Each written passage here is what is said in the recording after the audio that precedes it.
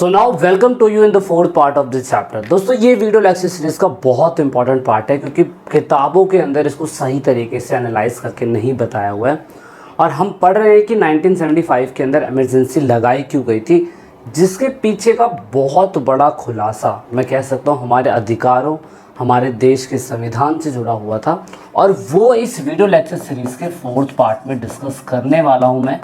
तो अगर आप लोगों के पास टाइम है, आप देख सकते हैं, तो वीडियो को कंप्लीट देखिएगा, जब भी आपको समझ में आने वाला है। आप एक भी पार्ट स्किप मत करिएगा क्योंकि बहुत डिटेल में मैंने इन चीज़ों को ढूंढ के आपको इस वीडियो लेक्चर सीरीज़ में बताने की कोशिश करी है।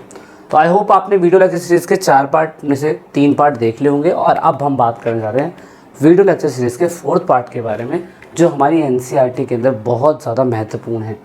वो है कॉन्फ्लिक्ट विद द जुडिशरी। न्यायपालिका के साथ संघर्ष जो है इंदिरा गांधी की सरकार करती है और 1973 के अंदर पहली बार जनता के सामने, पहली बार तो नहीं, इससे पहले बार भी हुआ है, जनता के सामने दोबारा से ये क्वेश्चन सामने आते हैं कि क्या संसद के पास ये अधिकार है कि वो मौलिक अधिकारों का हनन कर सकती है? क्या संसद संशोधन करके संपत्ति के अधिकारों पर रोक लगा सकती है? ऐसे बहुत सारे देश के अंदर क्वेश्चन सरकार के सामने आते हैं। तो before starting this before starting this Kesavananda Bharati case, हमें केशवानंद भारती केस जो इस चैप्टर की मेन नींव है, उससे समझने से पहले संपत्ति के अधिकार के बारे में आपको कुछ और समझने की भी ज़रूरत है। केशवानंद भारती केस इसलिए ज़्यादा इम्पॉर्टेंट है क्योंकि इस केस के अंदर अगर आप देखो तो 13 जजेस की बेंचेस क्या कहते हैं यहाँ पे बैठी हुई थी। इससे ज़्यादा बेंचेस जजों की कभी भी नहीं बैठी थी। That is why Kesavananda Bharati case अपने आप में बहुत बड़ा इंपॉर्टेंट केस माना जाता है। ये केस इंपॉर्टेंट है क्यों? यहाँ पे सबसे बड़ा क्वेश्चन रेज यहाँ पे ये होता है कि संसद ने संविधान को यह कहते हुए संशोधन किया कि निर्देशक सिद्धांतों को प्रभाव देने के लिए मौलिक अधिकार का हनन कर सकते हैं। सर्वोच्च न्यायालय ने इसे खारिज कर दिया। अब ये है क्या, इसके पीछे की बैकग्राउंड स्टोरी को आपको समझने की ज़रूरत है। अब इससे केशवानंद भारती केस को समझने से पहले आपको गोलकनाथ केस समझना पड़ेगा। Golaknath case versus Punjab state. तो 1967 के अंदर ये केस दर्ज हुआ था। वहाँ की सुप्रीम कोर्ट के अंदर जब ये केस दर्ज हुआ, गोलकनाथ केस एक फैमिली है। गोलकनाथ के अंदर हेनरी और विलियम 2 भाई थे जिन पे 500 एकड़ की ज़मीन थी और सरकार ये कहने लग गई थी कि 500 एकड़ की ज़मीन जो गोलकनाथ फैमिली के पास सिचुएटेड है पंजाब के अंदर, ये इतनी ज़्यादा ज़मीन है कि इसके अंदर कई गाँवों को बसाया जा सकता है। और क्योंकि मौलिक अधिकार 1950 में पहले से ही लिखे जा चुके थे, तो गोलकनाथ केस 1967 के अंदर जब पंजाब के कोर्ट में, चंडीगढ़ हाई कोर्ट में पहुंचता है, उसके बाद सुप्रीम कोर्ट के अंदर पहुंचता है, तो 11 जजेस, याद रखना, अगेन मैं दोबारा बता रहा हूँ, उधर 13 थे, इधर 11 जजेस थे। 11 जजेस में से इसका रेशो निकल के आता है 6/5 में रेशो निकल के आता है और 6 जजेस इस चीज़ को मानते हैं कि जो 500 एकड़ की ज़मीन से सरकार 30 एकड़ की ज़मीन बोल रही थी कि अब हर किसी पर पर्सन को सिर्फ 30 एकड़ मैक्सिमम लैंड रखने का अधिकार है। बाकी अधिकार जो दूसरी ज़मीनें बचेंगी किसानों को दी जाएंगी और कुछ सरकार अपने पास रखेगी क्योंकि इतनी ज़्यादा ज़मीनें कोई एक पर्टिकुलर व्यक्ति के पास नहीं हो सकती है। तो यहाँ पर जो सुप्रीम कोर्ट था, ये कब की बात बता रहा हूँ, 1967 की बात बता रहा हूँ, जिस समय इंदिरा गांधी जी पावर में आई थी। उस समय 11 जजेस की बेंचों ने, 6 जजों ने बोला कि ऐसा नहीं हो सकता, कोई भी स्टेट ये कानून नहीं बना सकता कि वो मौलिक अधिकार को पूरी तरीके से लागू कर ले और बोल दे कि यार आपके प्रॉपर्टी के अधिकार को ख़त्म कर दिया जाएगा। अब यहाँ से गोलकनाथ केस जो था वो 1967 में हुआ था और यहाँ से स्टेट को कहीं ना कहीं नाकामयाबी देखने को मिली और यहाँ से इस केस में ये चीज़ क्लियर हो गया कि भाई कोई भी व्यक्ति जो होता है वो प्रॉपर्टी के अधिकार को, मतलब कोई भी सरकार प्रॉपर्टी के अधिकार को नहीं बदल सकती है, यानी कि जो गवर्नमेंट होती है वो मौलिक अधिकार के अंदर किसी भी तरीके का बदलाव नहीं करेगी। अब बात करते हैं हम लोग आगे चल के, आगे समय आता है 1973 का और 1973 के अंदर एक केस सामने और निकल के आता है, वो है Kesavananda Bharati case versus Kerala state, versus Kerala state. अब ये निकल के सामने आता है Kesavananda Bharati case versus Kerala state 1973 के अंदर। केशवानंद भारती जो केशवानंद भारती एक मठ है, एक मठ चलाते थे केरला के अंदर, और वो धर्म की स्वतंत्रता के अकॉर्डिंग, जो धर्म स्वतंत्रता है उसके अकॉर्डिंग भाई किसी भी धर्म का प्रचार प्रसार करके अपना आर्टिकल नंबर 26 का इस्तेमाल कर रहे थे। अब केरल की गवर्नमेंट ये कहने लगी कि केशवानंद जो है वो वहाँ पे किसी भी प्रकार का मठ नहीं चला सकते, धार्मिक अनुष्ठान नहीं कर सकते, और इसका हवाला देते हुए अगर आप नोटिस करोगे तो ये बिल्कुल गलत हो जाएगा। ये बिल्कुल गलत क्यों हो जाएगा कि कोई भी सरकार ऐसा तो ना कह सकती है कि भाई आप मठ बंद कर दो, आपको तो भाई अधिकार है अपने किसी भी धर्म को फॉलो करने का, किसी भी धर्म को क्या कहते हैं प्रचार प्रसार करने का, आप मनाने का, ये आपके पास अधिकार है। तो ऐसे में केशवानंद भारती जो होते हैं वो इस चीज़ को आर्टिकल नंबर 26 को उठाते हुए पहले जाते हैं केरला कोर्ट के अंदर और फिर जाते हैं सुप्रीम कोर्ट के अंदर। अब सुप्रीम कोर्ट में अगेन इस चीज़ का दिलासा देते हुए, केशवानंद भारती केस का दिलासा देते हुए कि अगर कोई अपना मठ बंद कर देगा इट मीन्स उसकी संपत्ति का अधिकार क्या सरकार के पास आ जाता है। तो इट मीन्स दैट उसकी संपत्ति भी चली जाएगी अगर वो अपना मठ बंद कर देंगे और अपने धर्म को नहीं फैलाएंगे। तो यहाँ से कहानी थोड़ी सी अलग आती है। तो 73 के अंदर आप देख सकते हो 1973 के अंदर केशवानंद भारती बनाम केरला राज्य के मामले में सर्वोच्च न्यायालय की 13 बेंचेस बैठी। वहाँ पे 11 बेंचेस बैठी थी, यहाँ पे 13 जजों की बेंचेस बैठी। तो इसीलिए केशवानंद भारती केस बहुत ज़्यादा इंपॉर्टेंट होता है। और केशवानंद भारती केस का एग्जाम्पल गोलकनाथ केस के रेफरेंस से लिया गया था। ये प्रॉपर्टी के अधिकार से रिलेटेड था और बोला गया था कि भाई ऐसा नहीं हो सकता, आप किसी से ज़मीन नहीं ले सकते। और ये धार्मिक स्वतंत्रता के अधिकार पे पिटीशन फाइल हुई थी। इनका किसी जज का नाम एनसीईआरटी में मेंशन नहीं है, लेकिन इनके बारे में बताया गया कि ये धार्मिक स्वतंत्रता के अधिकार पे ये चीज़, देखो अगेन एनसीईआरटी में इतना डिटेल में कुछ भी नहीं है। दैट इज़ वाई मैंने कहा कि वीडियो को आपको बिल्कुल ध्यान से देखना पड़ेगा। अब ये अधिकार के बिहाफ पे सुप्रीम कोर्ट केशवानंद जी जाते हैं। केशवानंद जी एक मठ चलाते हैं, मठवासी हैं। और आप कहोगे यहाँ पर संविधानिक रुख में संशोधन करते हुए संविधान संशोधन के अधिकार पर एकमात्र प्रतिबंध यह है कि इसके माध्यम से संविधान के मूल ढांचे को क्षति नहीं पहुंचनी चाहिए। It means that Golaknath case के अंदर तो बिल्कुल क्लियर हो गया था कि मौलिक अधिकार में किसी भी प्रकार का बदलाव नहीं किया जा सकता गोलकनाथ केस में। लेकिन केशवानंद भारती केस में ये जजमेंट सामने आता है कि सरकार मौलिक अधिकारों के अंदर कुछ परिवर्तन कर सकती है, लेकिन उसके मेन और बेसिक स्ट्रक्चरल ढांचों को बिल्कुल नहीं बदल सकती है। यानी कि यहाँ पे जो फैसला सामने आता है, 7 जजेस ये मान लेते हैं कि ये सरकार यानी कि जो पार्लियामेंट यानी कि जो संसद है वो मौलिक अधिकारों में बिल्कुल भी बदलाव नहीं करेगी, और मेन है मतलब बदलाव कर सकती है लेकिन उसके मूल ढांचे को परिवर्तित नहीं कर सकती। जैसे केशवानंद भारती को बोला गया कि आप अपना मठ बंद कर दीजिए, आप धार्मिक प्रचार नहीं कर सकते हैं, तो ये तो बिल्कुल ही गलत है। ऐसा नहीं होना चाहिए कि कोई आपको धार्मिक प्रचार करने से मना करे और फिर आपकी संपत्ति जो है हड़प ले, ऐसा बिल्कुल नहीं होगा। इस हिसाब से 6 जजेस ना हाँ मतलब हाँ में थे कि संसद के पास अधिकार होना चाहिए, संपत्ति के अधिकार को बदल सकती है, और 7 जजेस इसके मना करने में थे। तो इस हिसाब से केशवानंद भारती इस केस को जीत गए और ये चीज़ सामने आया कि संविधान में स्ट्रक्चरल चेंज सरकार बिल्कुल नहीं करेगी, उसके मूल ढांचे को संसद बिल्कुल भी नहीं बदलेगी। इससे इंदिरा गांधी जी बड़ी नाराज़ हो गई। इतनी ज़्यादा पावर में आई हुई सरकार इंदिरा गांधी नाराज़ हो गई। अब ये फैसला कब निकल के आता है दोस्तों? ये फैसला निकल के आता है 25 अप्रैल 1973 के दिन ये फैसला निकल के आता है। अगेन 1973 के अंदर आप देखो क्या क्या केसेस हो गए। मार्च में बिहार आंदोलन, अप्रैल में ये जजमेंट, फिर 1974 के अंदर बिहार आंदोलन, मतलब पहले गुजरात, फिर ये जजमेंट, उसके बाद साथ में फिर आपका 74 के अंदर रेलवे हड़ताल पे, 74 के अंदर बिहार मूवमेंट।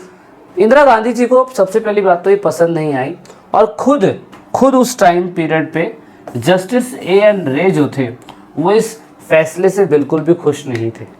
तो दैट इज़ वाई क्या करा गया, पहली बार सरकार ने गलत तरीके से 3 जजों को, देख सकते हो यहाँ पे हेगड़े जज हैं एक, जो उनसे सीनियर थे, ग्रोवर हैं और उसके बाद शैलेट्स, ये 3 जजों को सुपरसीड करके इंदिरा गांधी की सरकार ने एन रे को 26 अप्रैल 1973 के अंदर चीफ जस्टिस ऑफ इंडिया बना दिया, जो बिल्कुल गलत है और संविधान के खिलाफ है। लेकिन ऑफ कोर्स सरकार पावर में थी तो वो कुछ भी कर सकती है, और इन तीनों जजों ने फिर फाइनली इस्तीफा दे दिया। And it was a black day of the history कि 25 अप्रैल 1973 के दिन यहाँ पे इन्होंने जब इस्तीफा दिया तो सरकार पूरी तरीके से उनका एक छवि गई कि यह सरकार जो है अगर परिवर्तन मौलिक अधिकार में करने लग जाएगी और फिर तो कुछ भी कर सकती है सरकार, कुछ भी कर सकती है। और इवन इसी का हवाला देते हुए जब सीता बदियारा में बैठे हुए व्यक्ति जयप्रकाश नारायण जी को पता चलता है कि गलत तरीक़ों से जजों की अपॉइंटमेंट हुई है, जो बिल्कुल गलत है, उस टाइम पीरियड पे वीवी गिरी जी क्या कहते हैं, आप देख सकते हो राष्ट्रपति थे, उन्होंने भी कुछ नहीं करा क्योंकि वो तो अपॉइंटमेंट करवाते हैं। और यही चीज़, ये अपॉइंटमेंट पूरी तरीके से कंट्रोवर्सी बन गई पूरे के पूरे क्या कहते हैं इंडिया के अंदर, कि प्रधानमंत्री के करीबी लोगों ने न्यायपालिका और नौकरशाही की आवश्यकता के बारे में बात करना शुरू कर दिया और कार्यपालिका और विधायिका के दृष्टिकोण में नौकरशाही की प्रतिबद्धता की। ये बोला कि फिर जुडिशरी जो है वो सरकार की गुलाम है या जनता के अधिकारों का हनन करने के लिए अब बनाई जा रही है। अगर आप सरकार जो है, अगर गवर्नमेंट जो है वो अगर न्यायालय को ही खरीद लेगी तो फिर तो कुछ भी करा जा सकता है, फिर तो जनता अपने अधिकारों का इस्तेमाल ही नहीं कर पाएगी। इसी वजह से आप देखोगे कि कहीं ना कहीं इमरजेंसी लगने के Gujarat movement, Bihar movement, railway हड़ताल, और जो 12 जून के दिन अगर आप देखो तो मैं टाइम पीरियड आपको बताता हूँ। इनकी अपॉइंटमेंट कब करी गई? इनकी अपॉइंटमेंट करी गई इनकी अपॉइंटमेंट करी गई 26 अप्रैल। ए एन रे की अपॉइंटमेंट करी गई 26 अप्रैल 1973 के अंदर।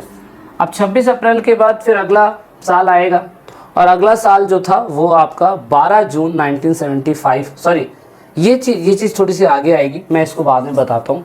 मेन आपको ये याद रखना है कि जिस टाइम पीरियड के अंदर ए एन रे की गलत तरीके से अपॉइंटमेंट हुई, जो बिल्कुल गलत है, तो यहाँ से सरकार के खिलाफ एक और मोटो तैयार हो गया कि सरकार जुडिशरी के साथ भी छेड़छाड़ कर रही है। तो यहाँ से कहानी जो है थोड़ी सी आगे बढ़ती है, और अब हम वीडियो लेक्चर सीरीज़ में थोड़ा सा और आगे जाएंगे और समझेंगे कि अब कहानी क्या है। देखिए, टाइमलाइन के अकॉर्डिंग समझते रहिएगा, नहीं तो आपको कुछ भी समझ में आने वाला नहीं है। सबसे पहले हमने देखा कि 1973 के अंदर गुजरात मूवमेंट जो है वो हुआ। गुजरात मूवमेंट कब हुआ? ये अप्रैल में हुआ, मार्च में लिख देता हूँ मैं, मार्च समथिंग में हुआ ये। उसके बाद अप्रैल में 1973 के अंदर ही ए एन रे उनको गलत तरीके से अपॉइंट करा गया chief justice of India. Then March 1974 के अंदर ही बिहार मूवमेंट हुआ, और बिहार मूवमेंट की वजह से भी इंदिरा गांधी जी की हालत ख़राब हो गई। उसके बाद अप्रैल 1974 के अंदर ही आपका रेलवे हड़ताल पे चला गया, रेलवे स्ट्राइक पे चली गई। अब ऐसी कंडीशन में एक और चीज़ हुई, वो हुई थी जून 1975 में। वो कब हुई? 12 जून के दिन हाई कोर्ट, जो इलाहाबाद हाई कोर्ट है, उसने इंदिरा गांधी के खिलाफ जजमेंट दे दी कि मैडम प्राइम मिनिस्टर जी लंबे समय तक अब पीएम नहीं रहेंगी। अब उसके पीछे रीज़न क्या है दोस्तों? उसके पीछे रीज़न था जो अब हम पढ़ने वाले हैं, वो हम आगे समझते हैं अब क्या है। तो 1971 के अंदर इलेक्शन होता है। 1971 के अंदर राजनारायण जो थे वो इंदिरा गांधी के खिलाफ खड़े हुए थे। कहाँ से? बरेली से। बरेली कहाँ पे है? यूपी के अंदर है, अमेठी के पास है, रायबरेली। वहाँ से इलेक्शन लड़ते हैं राजनारायण, और राजनारायण जैसे इलेक्शन लड़ते हैं वो इलेक्शन हार जाते हैं। इंदिरा गांधी जी बहुत अच्छे बहुमत से जीतती है। ये हमने अभी शुरू में देख लिया कि 1971 के इलेक्शन में इंदिरा गांधी जी बहुत बहुमत से जीतती है। उसके पीछे जीतने का रीज़न क्या था वो हमने पहले ही पढ़ लिया है। राजनारायण उनके खिलाफ थे, और राजनारायण जैसे ही इलेक्शन हारते हैं तो 1971 में इंदिरा गांधी जी के खिलाफ राजनारायण एक मामला दर्ज करवाते हैं। किसमें? वहाँ के हाई कोर्ट में। कहाँ के हाई कोर्ट में? यूपी के हाई कोर्ट में। यूपी का हाई कोर्ट कौन सा होगा? Allahabad high court. Allahabad high court में राजनारायण इंदिरा गांधी की सरकार के खिलाफ ये दर्ज करवाते हैं मामला कि इंदिरा गांधी जी ने सरकारी सेवाओं का गलत तरीके से इस्तेमाल करा। जब ये मामला कहाँ जाता है, ये मामला जाता है आपका हाई कोर्ट के अंदर, और इंदिरा गांधी जी त्याग पत्र दो, ऐसे मोर्चे जो हैं सामने आने लग जाते हैं। इंदिरा गांधी जी का जजमेंट सामने आता है, और जजमेंट जो सामने आता है दोस्तों, वो जजमेंट आता है 12 जून के दिन। इलाहाबाद हाई कोर्ट के अंदर जो जस्टिस जगमोहन लाल सिन्हा थे, उन्होंने ये पिटीशन दे दी कि हाँ, मैडम प्राइम मिनिस्टर जी ने इलेक्शन में 71 के इलेक्शन में गलत तरीके से अपनी पावर का इस्तेमाल करा है, और वो अब लोकसभा के अंदर लंबे समय तक एमपी नहीं रहेंगी। जब लंबे समय तक एमपी नहीं रहेंगी तो पीएम भी नहीं रह सकती, और 6 महीने के अंदर उनको इलेक्शन कराने की ज़रूरत है, और जब तक वो इलेक्शन नहीं कराएगी वो एमपी बनी नहीं रहेगी। ये इलाहाबाद हाई कोर्ट का कहना है, क्योंकि ये चीज़ प्रूफ हो चुकी थी। अब अगेन इमरजेंसी लगाने का एक और कारण जो हो सकता है कि 12 जून 1975 में हाई कोर्ट जो है उनके खिलाफ जजमेंट दे देता है। लेकिन हर एक व्यक्ति के पास अधिकार है, अगर सुप्रीम कोर्ट में अगर आपको हाई कोर्ट में अगर आपको इंसाफ नहीं मिलता है तो आप उससे बड़े कोर्ट यानी कि सुप्रीम कोर्ट में जा सकते हो। तो यहाँ पे मैडम प्राइम मिनिस्टर जी जो हैं वो सुप्रीम कोर्ट की तरफ दरवाज़ा अपना रुख करती हैं, और सुप्रीम कोर्ट देखो, Indira Gandhi was no more an MP and therefore could not be remain the prime minister unless she was once again elected as MP within 6 month. ये तो इलाहाबाद हाई कोर्ट के अंदर फैसला हो ही गया कि जस्टिस जगमोहन लाल सिन्हा ने बोल दिया कि मैडम प्राइम मिनिस्टर जी ने अपनी शक्तियों का गलत इस्तेमाल करा है, सरकारी सेवाओं का इस्तेमाल करा है, और इसकी वजह से वो अब लंबे समय तक एमपी बनी नहीं रह सकती हैं। अगर वो एमपी बनी रहना चाहती हैं तो उन्हें कहीं ना कहीं अपने अधिकारों का इस्तेमाल करके, मतलब उन्हें अब दोबारा से 6 महीने के अंदर इलेक्शन जीतना होगा। लेकिन इलेक्शन होगा क्यों? इलेक्शन अगर होगा तो इंदिरा गांधी जी वैसे ही इतने सारे उनके खिलाफ जजमेंट हो रहे हैं, इतनी सारी चीज़ें उनके खिलाफ हो रही है। अब इलेक्शन होगा तो पूरी तरीके से वो पार्टी से ही बाहर हो जाएंगी। लेकिन यहाँ पर आप देखते हो कि वो इस केस को कहाँ लेके जाते हैं, इस केस को सुप्रीम कोर्ट लेके जाते हैं, और सुप्रीम कोर्ट में 26 अप्रैल 1973 में खुद इंदिरा गांधी जी ने अपने खुद चीफ जस्टिस ऑफ इंडिया को अपॉइंट करवाया था, chief justice of India A.N. रे। और A.N. रे उनके फैसले, उनके फेवर में ये फैसला सुनाते हैं। कब सुनाते हैं? 24 जून के दिन। 24 जून 1975 में सर्वोच्च न्यायालय ने आंशिक रूप से रहने की अनुमति दी। जब तक उनकी अपील पर फैसला नहीं हो जाता वह सांसद के रूप में रह सकती हैं, लेकिन संसदीय बैठक में भाग नहीं लेंगी। मतलब वो एमपी रह सकती हैं पर बस पार्लियामेंट में भाग नहीं लेंगी। सोचिए, ये फैसला आता है 24 जून के दिन। इंदिरा गांधी जी को राहत मिलती है। इंदिरा गांधी जी को पता चलता है कि 25 जून के दिन रामलीला मैदान में जेपी जी आने वाले हैं। जेपी जी को उस टाइम पीरियड पे बहुत सारे लोगों का सपोर्ट मिला था। 25 जून के दिन रैली जी करने वाले थे जेपी जी, और जेपी जी को वहाँ से गिरफ्तार कर लिया जाता है, और जयप्रकाश नारायण इस्तीफ़ा मांगते हैं कि भाई पूरी तरीके से सरकार जो है पूरी तरीके से ख़त्म हो जानी चाहिए। उन्होंने रीज़न क्या दिया इंदिरा गांधी जी ने रीज़न ये दिया कि भैया एक व्यक्ति है जो पुलिस को, गवर्नमेंट एम्प्लॉय को, सभी को क्या कहते हैं, इमोरल ऑर्डर यानी कि अनैतिक आदेश पालन करने के लिए बोल रहा है, जो चीज़ नहीं होनी चाहिए। मतलब उन्होंने बोला कि एक तरीके से जो जेपी जी है वो इंटरनल डिस्टर्बेंस कर रहे हैं। कहानी कहाँ से जुड़ रही है आप देख सकते हो। 73 जस्टिस A.N. रे से लेके जेपी जी तक कहानी चली आई, और यहाँ से देश के अंदर आप कह सकते हो कि 25 तारीख को ऑफिशियल रूप से सरकार का इस्तेमाल करते हुए इंदिरा गांधी जी ने राष्ट्रपति को लेटर लिखा, और ये बोला कि देश में आंतरिक गड़बड़ियाँ बहुत तेज़ी से बढ़ रही हैं। एक व्यक्ति जयप्रकाश नारायण जो जनता को भड़का रहा है, लेकिन इसके पीछे का रीज़न कुछ और था। आर्टिकल नंबर 352 का इस्तेमाल इंटरनल डिस्टर्बेंस यानी कि राष्ट्रपति शासन लगाने के लिए किया जाता है, और ऐसे में ऑफिशियल रूप से 24 तारीख को क्या कहते हैं आपके जयप्रकाश जी को पकड़ा गया। 25 तारीख की मिडनाइट को बहुत सारे न्यूज़पेपर, इलेक्ट्रिसिटी डिस्कनेक्ट कर दिए गए। बहुत सारे लीडर्स, प्रोटेस्टर्स, वर्कर्स, इन सबको पकड़ लिया गया, और फाइनली देश के अंदर 26 जून 6 बजे सुबह कैबिनेट की स्पेशल मीटिंग होती है, पीएम बुलाती हैं, और फाइनली देश में इमरजेंसी डिक्लेयर कर दी जाती है। इस तरीके से देश में इमरजेंसी डिक्लेयर हुई, और ये मेन चैप्टर की कहानी थी, देश में इमरजेंसी क्यों लगाई गई, उसके पीछे के रीज़न क्या थे। अब देश में इमरजेंसी लगती है तो उसके कारण क्या थे, परिणाम क्या थे, सीखने को क्या मिला, प्रेजेंट टाइम पे सरकार को क्या करना चाहिए, सारी चीज़ें अब वीडियो के लास्ट पार्ट में डिस्कस होगी। मिलते हैं आप सभी लोगों से नेक्स्ट क्लास में। आई होप आपको डिटेल्ड इन्फॉर्मेशन मिल रही होगी ई पाठशाला पे कि असल में इमरजेंसी क्या है और सारी कहानी पीछे की क्या चल रही है। So this is it in this video. Thanks for watching the video. जय हिंद, जय भारत। वीडियो अच्छे लगे तो लाइक शेयर सब्सक्राइब।